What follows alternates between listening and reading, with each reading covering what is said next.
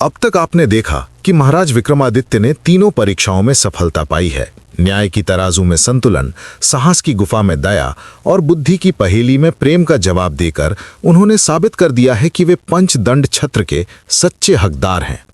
रहस्यमय यक्ष ने अपना असली रूप दिखाया और वो इंद्रदेव का सेनापति है। उसने चेतावनी दी है कि महिषासुर राक्षस राज छत्र को हथियाने की कोशिश करेगा। अब आगे की कथा। देवदूत ने अपने हाथ आसमान की तरफ उठाए।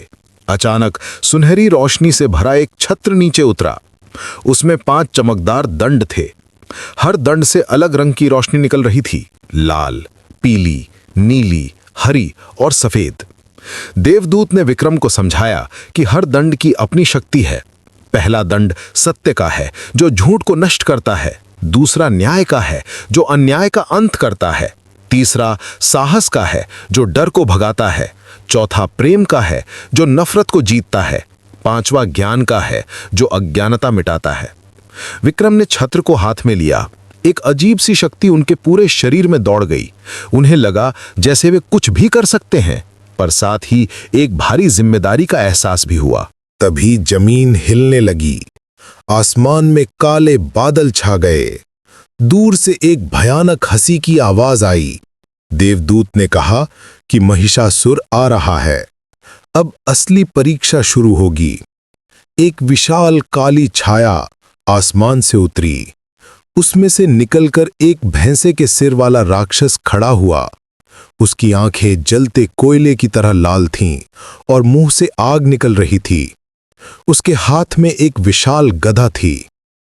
महिषासुर ने गरज कर कहा कि वो हजारों सालों से इस छत्र का इंतजार कर रहा था।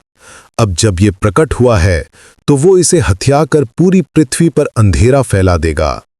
विक्रम ने निडर होकर कहा कि वे इस छत्र को गलत हाथों में नहीं जाने देंगे। महिषासुर ने ठहाका लगाया और कहा कि एक साधारण इंसान उससे कैसे लड़ सकता है। युद्ध शुरू हुआ। महिषासुर ने अपनी गदा से जमीन पर वार किया। पूरा जंगल हिल गया। विक्रम ने पंचदंड छत्र को ऊपर उठाया। सत्य के लाल दंड से एक तेज किरण निकली जो महिषासुर के झूठे जादू को तोड़ने लगी। महिषासुर ने आग के गोले फेंके। विक्रम ने न्याय के पीले दंड का इस्तेमाल किया। एक सुनहरी ढाल बनी जिसने सभी आग के गोलों को रोक दिया। राक्षस राज ने अपना रूप बदला। वो अब एक विशाल सांप बन गया। विक्रम ने साहस के नीले दंड से काम लिया। उनमें अपार वीरता भर गई और वे सांप के फनों से बचते हुए आगे बढ़े। महिषासुर ने फिर रूप बदला और एक काला शेर बन गया। उसकी दहाड़ से पहाड़ कांप रहे थे। विक्रम ने प्रेम के हरे दंड का सहारा लिया। एक अजीब बात हुई, शेर की आंखों में नफरत कम हो गई। अंत में महिषासुर ने अपना असली रूप दिखाया। वो और भी विशाल हो गया। उसके पूरे शरीर से काला धुआं निकल रहा था। विक्रम ने ज्ञान के सफेद दंड को ऊंचा किया। एक तेज सफेद रोशनी निकली जिसने राक्षस के चारों तरफ घेरा बना लिया। राक्षस चिल्लाकर कहने लगा कि ये रोशनी उसे जला रही है। विक्रम ने देखा कि राक्षस वास्तव में कमजोर हो रहा है। ज्ञान की रोशनी अज्ञानता के अंधेरे को नष्ट कर रही थी। पर महिषासुर ने हार नहीं मानी। उसने आखिरी दांव खेला। उसने अपनी सारी शक्ति इकट्ठी करके एक विशाल काला तूफान बनाया। तूफान में बिजली कड़क रही थी और हवा इतनी तेज थी कि पेड़ उखड़ने लगे। विक्रम समझ गए कि अब सिर्फ एक ही रास्ता है। उन्होंने 5 दंडों की शक्ति को एक साथ मिलाया। सत्य, न्याय, साहस, प्रेम और ज्ञान, सभी की शक्तियां एक होकर एक महान तेज पैदा हुई। इस तेज से महिषासुर का काला तूफान बिखर गया। राक्षस राज की चीख निकली और वो जमीन पर गिर पड़ा। उसका शरीर धीरे धीरे गायब होने लगा। मरने से पहले महिषासुर ने कहा कि वो हार गया है, पर अंधेरा हमेशा वापस आता रहेगा। विक्रम ने कहा कि जब तक दुनिया में सत्य, न्याय, साहस, प्रेम और ज्ञान के दीप जलते रहेंगे, तब तक अंधेरा जीत नहीं सकता। देवदूत ने विक्रम की तारीफ की। उन्होंने कहा कि विक्रम ने सिर्फ राक्षस को हराया नहीं है, बल्कि ये साबित कर दिया है कि अच्छाई हमेशा बुराई से जीतती है। देवदूत ने आगे बताया कि अब पंचदंड छत्र विक्रम के पास सुरक्षित रहेगा। जब भी कोई बड़ा संकट आएगा तो वे इसका उपयोग कर सकेंगे। पर साधारण समय में इसे छुपा कर रखना होगा। विक्रम ने पूछा कि छत्र को कहाँ छुपाना चाहिए। देवदूत ने कहा कि उनके महल में एक गुप्त कक्ष है जहां पुराने समय से देवताओं के खजाने सुरक्षित हैं, वहीं इसकी जगह है।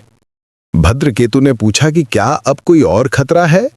देवदूत ने कहा कि महिषासुर तो खत्म हो गया, पर समय समय पर अन्य राक्षस भी आते रहेंगे, पर जब तक विक्रम जैसे न्यायप्रिय राजा हैं तब तक चिंता की कोई बात नहीं। देवदूत ने विदा लेते समय कहा कि इंद्रदेव बहुत खुश है। उन्होंने विक्रम को आशीर्वाद दिया है कि उनका राज्य हमेशा सुख शांति से भरा रहेगा। पूरी तरह गायब हो गया। जंगल में फिर से शांति आ गई। पेड़ों पर हरे पत्ते आ गए और पंछी चहकने लगे। अचानक चारों तरफ का माहौल बदल गया। विक्रम और भद्रकेतु वापस उसी जंगल में थे जहां से ये सब शुरू हुआ था। सूरज डूब रहा था और आसमान में तारे चमकने लगे थे। विक्रम ने पंचदंड छत्र को अपने कपड़े में छुपाया। वे जानते थे कि अब उन्हें इसकी रक्षा करनी होगी। ये सिर्फ एक छत्र नहीं था, बल्कि अच्छाई की शक्ति का प्रतीक था। रास्ते में भद्रकेतु ने कहा कि आज का दिन वे कभी नहीं भूलेंगे। विक्रम ने कहा कि असली जीत यह नहीं है कि उन्होंने महिषासुर को हराया। असली जीत यह है कि उन्होंने समझ लिया कि सच्ची शक्ति प्रेम, न्याय और सत्य में है। महल पहुंचकर विक्रम ने छत्र को गुप्त कक्ष में रख दिया। वहां पहले से ही कई पुराने खजाने रखे थे। छत्र को देखते ही सभी खजाने चमकने लगे, जैसे वे खुशी से नाच रहे हों। रात के समय विक्रम अपने कक्ष में बैठे चांद को देख रहे थे। मन में शांति थी। उन्हें लग रहा था कि आज उन्होंने सिर्फ एक राक्षस को नहीं हराया है, बल्कि अपने अंदर छुपी बुराइयों पर भी जीत पाई है। महर्षि कालिदास भी आ गए थे। उन्होंने विक्रम को बधाई दी। उन्होंने कहा कि पंचदंड छत्र अब अपनी सही जगह है, पर उन्होंने चेतावनी भी दी कि आने वाले समय में और भी चुनौतियां होंगी। विक्रम ने कहा कि वे तैयार हैं। उन्होंने जो कुछ सीखा है वो उनके काम आएगा। चाहे कोई भी मुसीबत आए, वे हमेशा सत्य, न्याय, साहस, प्रेम और ज्ञान के रास्ते पर चलेंगे। कालिदास ने कहा कि कल से नए दिन शुरू होंगे। प्रजा को नहीं पता कि उनके राजा ने कितना बड़ा काम किया है, पर यही तो सच्चे वीर की पहचान है, बिना दिखावे के अपना कर्तव्य करना। रात गहराने लगी। उज्जैनी शहर में सभी लोग सुख से सो रहे थे। उन्हें नहीं पता था कि आज उनके राजा ने पूरी पृथ्वी को एक बड़े खतरे से बचाया है। विक्रम ने आखिरी बार गुप्त कक्ष में जाकर छत्र को देखा। वो अभी भी हल्की सी रोशनी से चमक रहा था, जैसे कह रहा हो कि वो हमेशा तैयार है अच्छाई की रक्षा के लिए। पर क्या यही अंत था इस कहानी का? क्या कोई और रहस्य छुपा था उस छत्र में? क्या यहीं से सच्चा पर्दा उठेगा? अगली कथा, नवरत्न माला का श्राप।